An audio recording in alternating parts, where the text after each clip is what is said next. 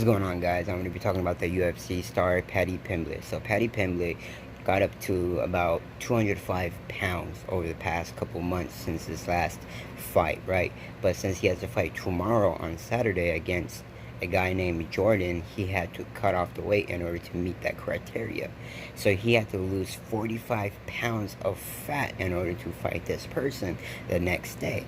I mean, he didn't lose that weight within a day. It took him some time, obviously, but he wanted to show that it is possible to cut off the weight and that you can enjoy life without, stressing about controlling your weight or controlling your diet when you're off, off the game, off the arena, right? Because since his last fight, he said he's going to enjoy himself, he's going to go back to binge eating, and he's going to start enjoying life a little bit more, and that's what he's done. That's what he showed to the world. He's eating 11,000 calorie meals every single day, essentially, and this is how he became obese, right? And from this point, everyone started to criticize him, started to fat shame him, started to tell him that, oh, you won't make the weight criteria, it is impossible, you're harming yourself, you're putting yourself in harm's way, and so on and so forth. A lot of people were criticizing him in a negative way,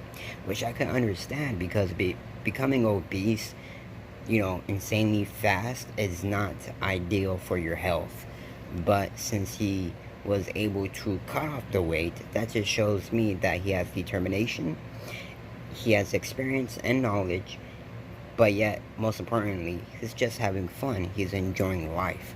So if you could learn how to balance your health with life, then you got the perfect key to everything, right? So Paddy Pimblett, yes, he was consuming about 11,000 calories, binge eat, like a mukbang, basically. He loves donuts, he loves fries, he loves anything that just is tasting, but this isn't Paddy's first rodeo or roller coaster when it comes to weight gain and to cut weight. He's done this in the past. He's mentioned that he loves food, but the only reason why he has to cut weight is because, obviously, of the fights, the competitions. You need to meet a weight criteria in order to fight the person, or a person, right? So yeah, I mean, it's pretty crazy just to see how a UFC fighter was able to cut off 45 pounds of fat. I mean, if you look at bodybuilders, professional bodybuilders, and athletes, they have a very tough time, and I'm telling you, very tough time of losing fat, fat. But no, Paddy became shredded, essentially.